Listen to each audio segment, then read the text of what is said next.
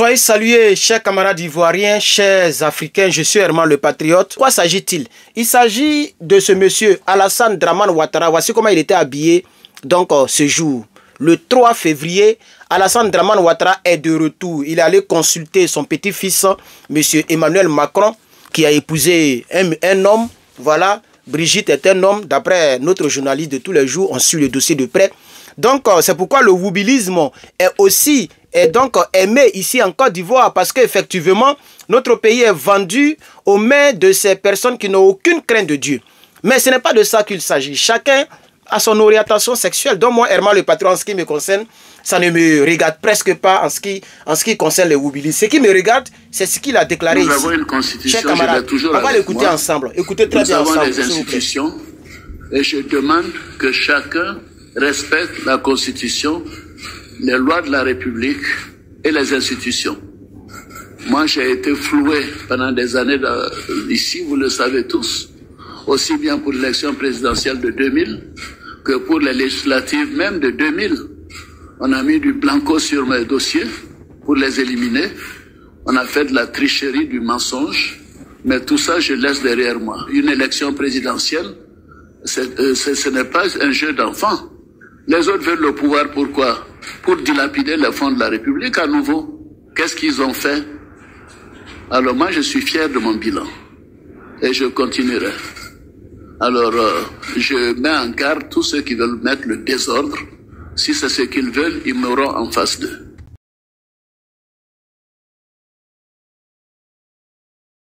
Donc vous avez écouté? Je mets en garde.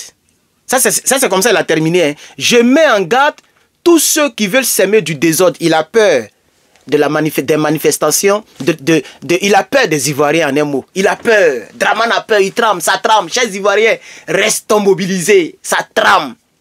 Alassane Dramane Ouattara dit, il met en garde. C'est là qu'il a terminé. Hein. Il met en garde toutes les personnes qui vont vouloir perturber les élections. Ce n'est pas une perturbation.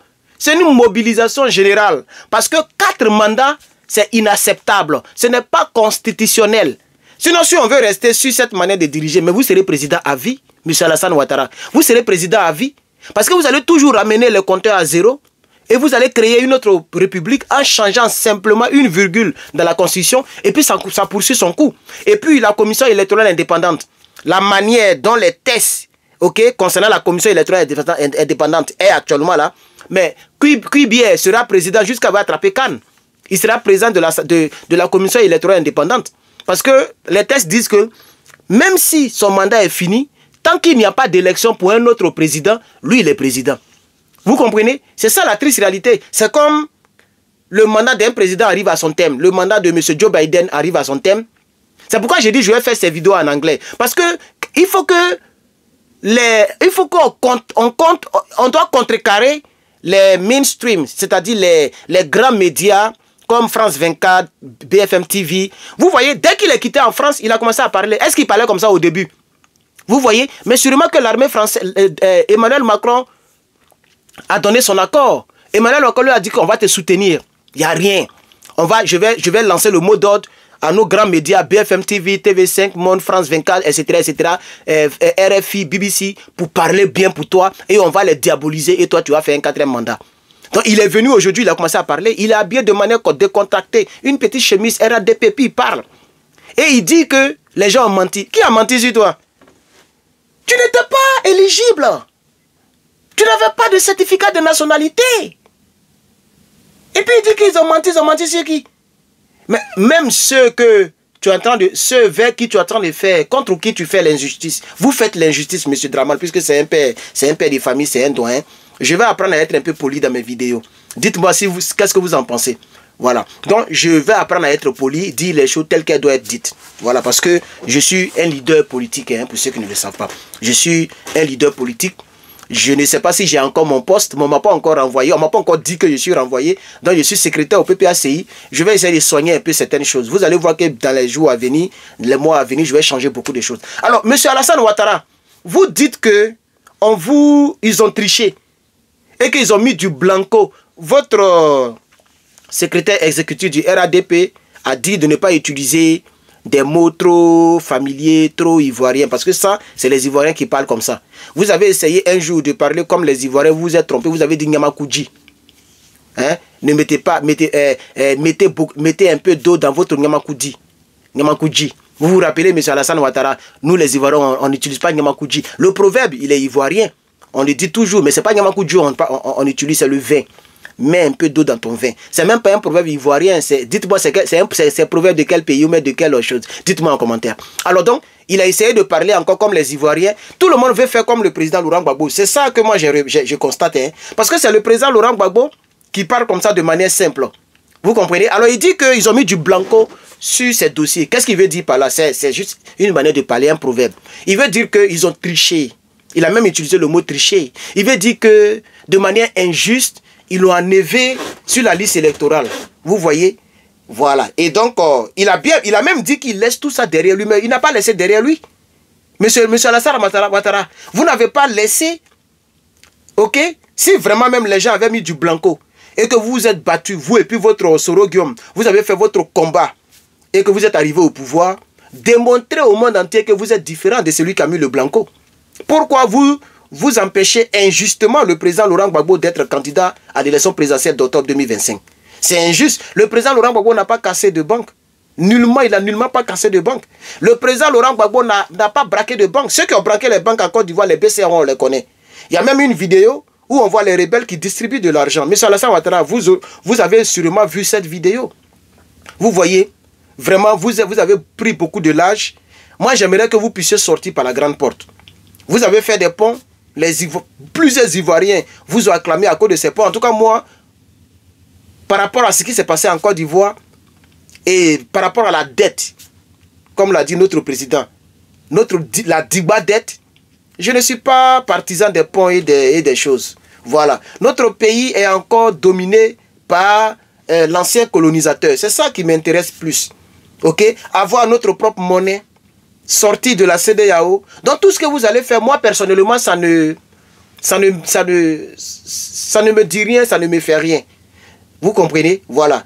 Mais quand vous dites que vous avez pardonné, que vous avez laissé tout ça derrière vous, qu'ils ont mis de blanco sur vous et vous avez laissé derrière vous, pourquoi vous enlevez le nom du président Laurent Gbagbo de manière injuste? Parce que ce que vous faites, vous et puis vous et puis votre clan, mais c'est injuste. Le président Laurent Gbagbo n'a pas cassé de banque.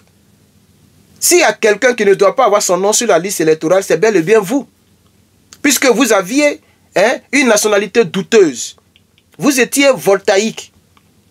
Aujourd'hui, vous avez le passeport ivoirien, c'est vrai, puisque vous êtes président de la République. Donc c'est facile d'avoir tout ce que vous voulez. Mais hier, vous ne pouviez même pas montrer un passeport. À 90, vous étiez très âgé déjà. Vous étiez Premier ministre. Mais vous ne pouvez pas montrer un passeport ivoirien. Moi, actuellement, je n'ai jamais rien été en Côte d'Ivoire. Mais je peux vous montrer un passeport ivoirien. C'est ça qui prouve que je suis ivoirien. Donc d'ici à ce que je devienne grand type, à ce que je devienne ministre ou peut-être président demain, personne ne dira que lui n'est pas ivoirien. Parce que j'avais déjà le passeport quand je n'étais rien. C'est ce qui vous a fatigué. Vous ne pouviez pas démontrer que vous étiez ivoirien. C'est pourquoi la Cour suprême vous a barré de la liste. Et après, lorsque Gueye est venu, ben, il a demandé aux... Vous avez dit que votre maman, elle est comment on appelle ça? Elle est ivoirienne. Elle s'appelle Nabitou Cissé. Donc, votre mère qui est ivoirienne et votre père, visiblement par votre nom qui s'appelle Draman, puisque on connaît Saint-Dou, c'est là-bas que vous êtes né. Effectivement, Gueye Robert a fait ce qu'il devrait faire, c'est-à-dire demander au peuple si on doit laisser la constitution telle qu'elle est ou si on doit la modifier pour Draman Ouattara, pour vous. Et les Ivoiriens ont dit prenons le « et ».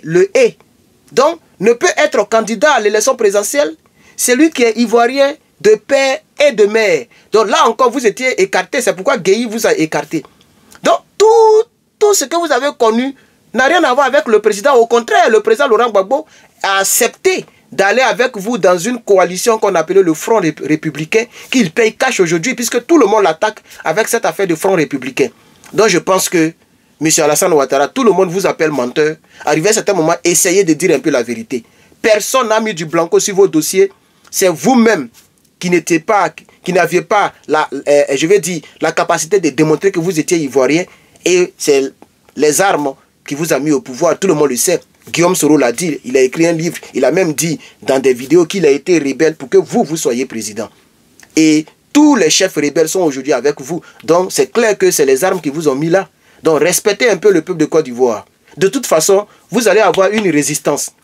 Mais s'il vous plaît, si ce n'est pas vous, vous avez toujours nié la paternité de la rébellion. Donc, si vous n'êtes pas rebelle, et que ce n'est pas vous qui avez financé et qui avez fait cette rébellion, laissez les Ivoiriens manifester. Parce que vous avez lancé un avertissement que si quelqu'un veut faire quelque chose, il vous aura en face. Est-ce qu'un président peut parler comme ça du peuple de Côte d'Ivoire, du peuple qu'il dirige? Vous ne dirigez pas seulement votre parti, vos partisans, vous dirigez le peuple de Côte d'Ivoire, y compris les opposants. Donc comment on peut dire à son peuple, vous mourrez en face? Vous avez déjà vu un président qui a déjà dit ça? Écoutez tous vos présidents, vous qui avez fait États-Unis, les Macron, vous avez déjà eu les gens qui ont dit que vous là, le Front National de Marine Le Pen, si vous sortez moi et Malin Macron, vous mourrez en face. Ou bien Joe Biden, vous là, les gens de Donald Trump là, si vous faites un, vous mourrez en face. C'est pas comme ça marche, monsieur Alassane Ouattara. L'histoire vous regarde. L'histoire vous regarde. Les Ivoiriens vont sortir. Vous le savez très bien. Maintenant, ça dépendra de comment vous allez réagir. Et vous allez voir ce qui va se passer en Côte d'Ivoire. Parce que les Ivoiriens ne se laisseront pas faire. Mettez le nom du président Laurent Gbagbo, allons-y aux élections et le meilleur gagnera. C'est de ça qu'il s'agit, M. Alassane Ouattara. Et donc, chers Ivoiriens, voici l'information que je voulais apporter à votre connaissance. Comme nous sommes prêts à presque 12 minutes, je ne vais pas trop allonger cette vidéo. Je suis votre panafricaniste, Herman le Patriote, secrétaire PPACI ici aux États-Unis, chargé de l'organisation de quelque chose des militants, voilà, ici. Mais je ne siège pas. Je me rappelle, Guillaume Soro avait dit ça. Je ne siège pas pour des raisons de sécurité. Et donc, chers camarades, je soutiens toujours le président Laurent Gbagbo. Vous pouvez m'appeler sympathisant du président Laurent Gbagbo. Je soutiens le PPACI officiellement. Et ça a été toujours le cas. Et je veux que le président Gbagbo Laurent reprenne son fauteuil qui lui a été arraché. Pour l'instant, le combat avec Guillaume Soro, jamais je ne le laisserai. Ça, j'ai été très clair là-dessus. Que Dieu bénisse les Ivoiriens. CIVOTP. Je vous remercie.